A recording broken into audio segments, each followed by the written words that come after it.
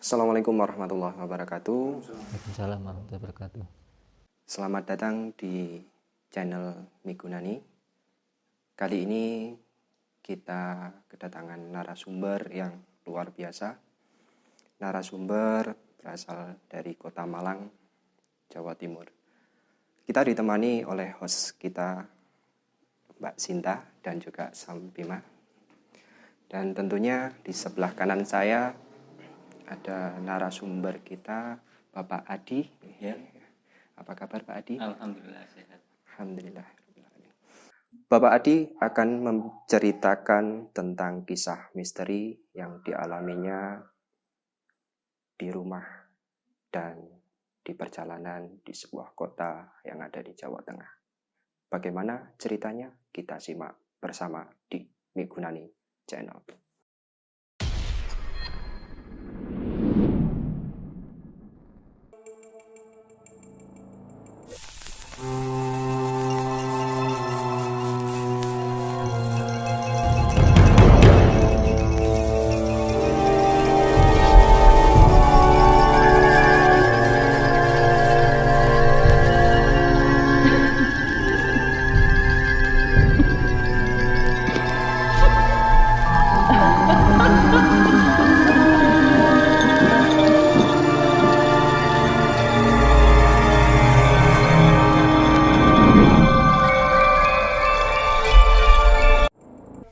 Baik Pak Adi, Assalamualaikum. Waalaikumsalam warahmatullahi wabarakatuh. Mungkin Pak Adi bisa berbagi cerita kepada kami dan dulur-dulur Migunani Channel di luar sana tentang pengalaman Pak Adi. Monggo Pak Adi. Insya Allah. Okay.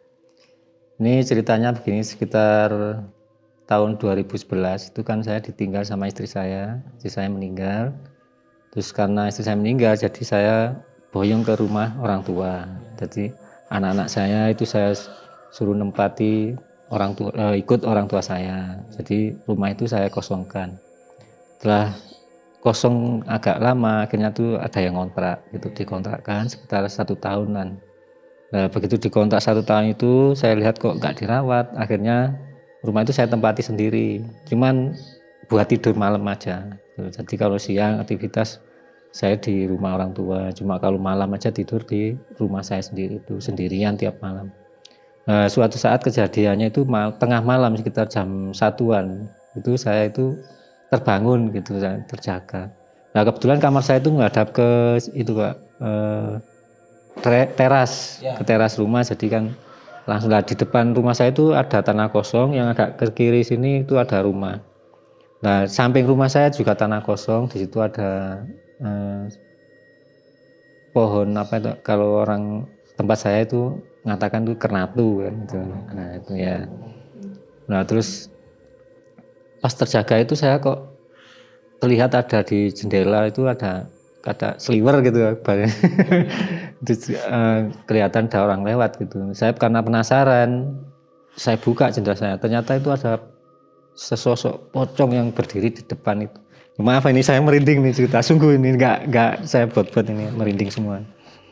Terus begitu lihat gitu langsung saya tutup lagi jendela saya, lampu saya tutup. Terus akhirnya saya bingung juga sih mau pulang ke rumah orang tua, saya gak berani karena itu di luar, saya di situ juga ketakutan. Akhirnya dengan terpaksa saya tidur dengan pakai selimutan gitu, jadi biar untuk menghilangkan rasa takut ya dengan baca sai-soi-soi lah gitu.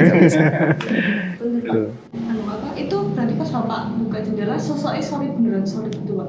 Iya, solid memang ada. Cuman saya gak berani langsung natap langsung gitu, gak berani. Begitu saya lihat ada putih berdiri, langsung saya tutup lagi. Karena nggak kelihatan? Nggak kelihatan saya, sudah nggak berani mau natap gitu. Saya sudah itu lihat situ aja sudah merasa ketakutan gitu Pak. Sebelumnya apa kayak pas tidur di rumah situ ada suara kah atau apa gitu? Nggak pernah selama itu. Langsung, iya begitu. Jadi kejadian itu mungkin dialami Pak Adi setelah istri meninggal Pak Adi. Iya betul. Mungkin kalau boleh diceritakan sedikit Pak Adi. Istri meninggal itu kenapa Pak Adi? Istri saya meninggal sakit Pak. Sakit kena kanker rahim, itu sekitar 5 tahun sakitnya. Cuman meninggalnya di rumah orang tuanya di Ngadang, bukan di rumah situ. Ya di rumah sakit sih, meninggal di rumah sakit, cuma langsung dimakamkan di Ngadang. Oke. Jadi sebelum istri meninggal memang enggak pernah ada kejadian aneh-aneh gitu Pak Ade? Nggak ada, cuman pernah sih ibu saya cerita memang di situ memang ada gitu. Kalau ibu saya kan dulu istilahnya belum punya kayak WC sendiri gitu. Kalau pagi mau ke buang air gitu kan ke sungai. Pagi jam 4 tuh ibu saya sudah berangkat ke sungai, itu sering ketemu sama itu memang pocong. Di pohon kena itu ya? Enggak, kadang dia ada di jalan, kadang di dekat rumah saya itu gitu, enggak mesti gitu. Memang sosoknya pocongan itu. Iya, pocong itu. Betul. Mungkin dari cerita-cerita orang kampung Pak Adi, ataukah pernah salah satu orang kampung itu, ataukah ada legenda tersendiri dari pohon kenetu itu Pak Adi?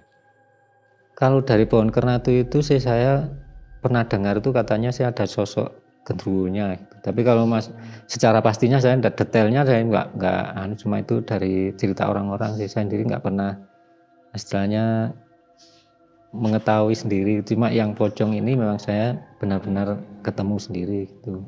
Sampai sekarang pohonnya masih ada Pak? Masih ada. Aslinya si pocong ini mau nggak dari pohon itu dong, lah kayak apa mau dia di mana-mana kan? Cuma ada di situ aja. Areanya. Iya, betul.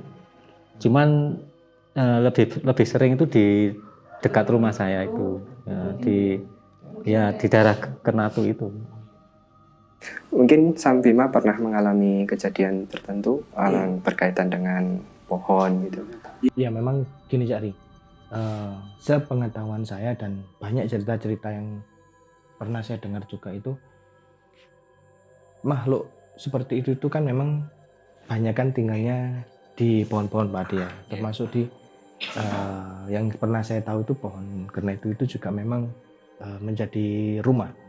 Memang di dimensi kita, setahu saya itu di dimensi kita itu kelihatannya adalah pohon. Cuman pernah salah satu tetangga di daerah studio kita ini, itu di depan studio kita ini dulu ada pohon belimbing Cari.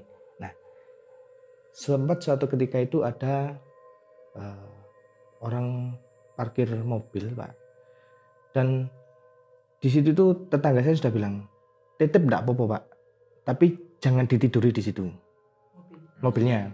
Nah setelah itu si orangnya ini ngeyel, takut mobilnya hilang, akhirnya ditiduri di situ. Ketika mungkin sekitar jam mau subuh Cari, mobil itu digoyang sama sesosok, katanya itu sosok hitam besar, mungkin genderuwo itu tadi Pak Adi, digoyang. Ketika dia bangun, dia sudah tidak di mobil itu tadi, jadi kayak di alam, di istana yang besar katanya. Dan katanya mulai dari pohon itu tadi sampai di studio sini itu istana besar, dan penghuninya itu ya semacam itu gitu. Dan berkaitan dengan pohon kenetu itu juga di rumah nenek saya itu juga seperti itu. Jadi rumah nenek saya itu ada di daerah Pakai Saji, di situ juga sering ditampakkan sosok genderuwo seperti itu sana. Gitu. Kembali lagi ke Pak Adi, mungkin mendengar cerita ada apa di situ di pohon kenetu itu, ataukah sebuah istana kayak Sam Bima tadi, atau memang dia hanya bertempat di situ Pak Adi? Kalau itu saya kurang jelas ya, karena selama itu yang saya dapat cerita dari orang-orang cuma di situ ada sosok genderuwo gitu aja. Tapi kalau selebihnya itu saya nggak pernah sih. Iya, jadi ya memang gitu Cari. Intinya banyak orang-orang yang mengalami kejadian misterius di banyak pohon itu. Juga ketika kami sekeluarga melakukan perjalanan itu juga pernah bapak saya itu begitu juga di daerah pabrik gula itu apa namanya? Bonagung itu. Di sekitar perjalanan itu juga kan banyak pohon-pohon tuh Pak Ari cari ya. Nah itu ketika dia perjalanan sama temennya itu kebetulan temannya bapak saya itu indigo. Nah akhirnya ditanyain di sini ada apa, di sekitaran itu, di jalan itu ada apa, kan banyak pohon-pohon itu. Terus bapak saya jawab, ya pohon. Bukan, katanya. Coba berhenti dulu sebentar. Itu keadaan di mobil. Akhirnya bapak saya itu disuruh memejamkan mata. Terus ketika terbuka matanya itu disuruh melek lagi itu pasar, katanya. Pasar, dan di sekelilingnya itu juga banyak sosok-sosok misteri. Ya mungkin dulur-dulur Migunani Channel yang pernah ke Kota Malang, nah, ada salah satu pabrik yang disebutkan Sambima tadi, pernah melewati situ, atau dulur-dulur Migunani Channel punya kemampuan tertentu, apakah benar yang dikatakan atau yang diceritakan Sambima di daerah pabrik gula daerah Malang adalah sebuah pasar? Ya, silahkan komen di bawah. Oke, mungkin dari Mbak Sinta ada cerita khusus yang terkait dengan sebuah pohon yang dihuni makhluk misteri. Kalau pohon sih nggak sama bukan anak-anak. Biasanya semua sebelum sih pohon ini. Oh iya, itu di daerah Ada lagi Batu dari. Ya mungkin pengalaman saya lumayan ya kalau masalah ini. Cuman mungkin kejadian ini sepatutnya tidak diceritakan ya. Karena ini ada hal khusus yang memang pesan teman-teman itu mending jangan diceritakan. Oke, terima kasih. Ini kita kembali ke narasumber ada. Mungkin selain itu Pak Adi, ada cerita misteri yang pernah dialami oleh Pak Adi selain yang terkait di lingkungan sekitar gitu. Pernah saya juga ngalami waktu kebetulan saya nganterin anak saya ke Wonogiri. Ya, ke Wonogiri itu Jawa Tengah. Itu kebetulan kan ada acara anak saya itu perempuan kan nikah sama anak Wonogiri gitu. Terus waktu acara manten ke sana bawa rombongan sama sekeluarga bawa mobil elf gitu. Nah, pulangnya itu dari Wonogiri sekitar jam 2 dalam perjalanan sekitar 1 jam perjalanan dari tempat manten tadi itu mobilnya tiba-tiba mogok. Jadi jam 2 malam? Enggak, jam 2 siang. Semogoknya itu ya sekitar lebih 1 jam sih, sekitar 2 jaman lah. Itu mogok terus berhenti di situ, diperbaiki ternyata nggak bisa karena katanya sih kena bospomnya gitu. Kalau bospom kan harus ganti gitu. Jadi nunggu karena itu mobil sewa, jadi nunggu yang punya mobil dulu. Terus akhirnya saya nginep di situ. Rombongan keluarga saya suruh cari ganti mobil lain untuk pulang. Saya nginep di situ sama menantu saya. Nah, itu kejadiannya di daerah sekitar Jatisrono. Nah, pas ada tikungan gini, terus di pojokan tikungan ada tokonya itu tutup gitu loh.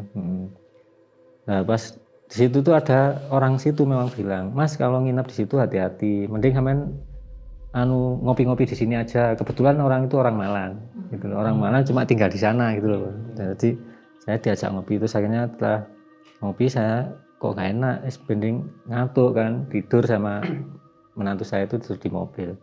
Tiba-tiba kaki saya kayak ada yang narik-narik gini. Terus, nah anak saya juga gitu, sama. Akhirnya anak saya bangun tuh kelihatan tuh di samping kiri kanan mobil banyak anak kecil-kecil gitu.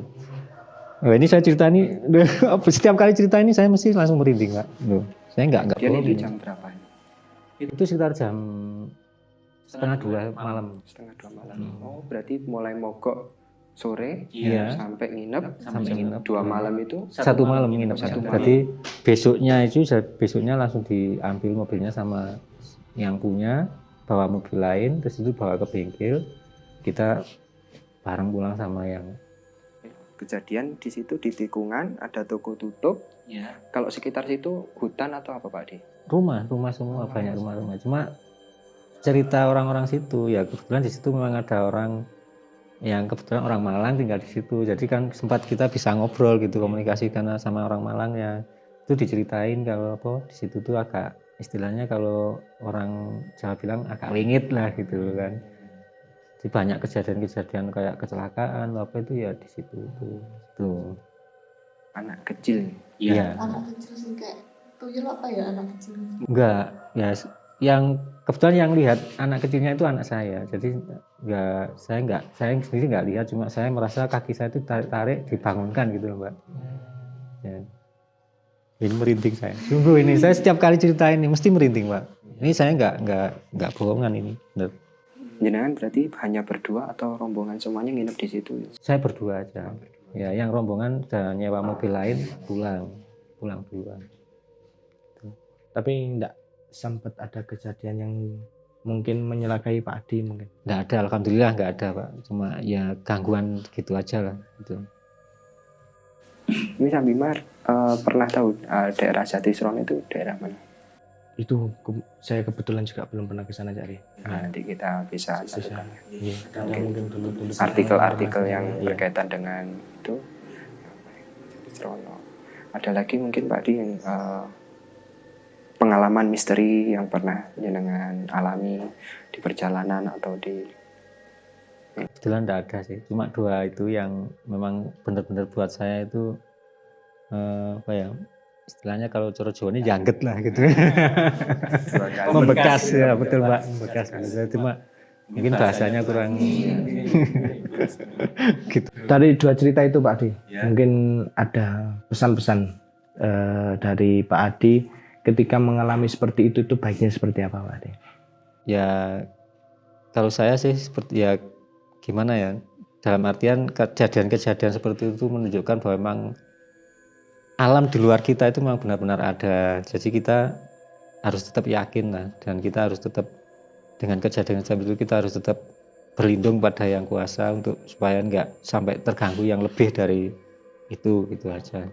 Luar biasa pesannya dari Pak Adi Cari. Memang ketika kita sebagai orang Islam ini di dalam surat Al-Baqarah itu sudah disebutkan bahwa alladzina yu'minuna bil ghaib katanya. Karena orang-orang yang beriman itu ya adalah orang-orang yang mempercayai hal yang gaib itu. Kalau dari Pak Adi setelah mengalami 2 kejadian misteri itu adakah rasa takut di diri Pak Adi? Ya gimana ya, sebenarnya takut itu pasti ada lah, cuma kita tetap harus yakin bahwa kita bisa melawan dengan kuasa Allah kan. Kita dengan mendekatkan diri kepada Allah, insya Allah kita akan dilindungi, itu aja. Oke, wah luar biasa sekali pesan yang disampaikan oleh Pak Adi. Jadi kita ya takut itu manusiawi nih, manusiawi, tapi kita tidak boleh menanamkan rasa takut itu berterusan. Oke. Mungkin itu cerita yang bisa dibagikan oleh narasumber kita, Bapak Adi. Pesan yang disampaikan tadi mudah-mudahan bisa bermanfaat untuk dulur Migunani Channel yang ada di rumah, yang menyaksikan tayangan ini. Semoga juga kita selalu dalam lindungan Allah Subhanahu wa Ta'ala. Amin. Sekian video dari Migunani Channel hari ini. Mungkin kedepannya kita akan ketemu lagi dengan bintang tamu yang lainnya. Kalau ada salah-salah kata ataupun perbuatan dari kami mohon maaf yang sebesar-besarnya. Jangan lupa like, subscribe, serta share video ini. Semoga dengan like dan subscribe dari pemirsa membuat kami lebih bersemangat lagi untuk membuat cerita-cerita yang lebih menarik ke depannya. Terima kasih dari saya, Cari. Ampun. Terima kasih. Sampai jumpa di episode selanjutnya. Assalamualaikum warahmatullahi wabarakatuh.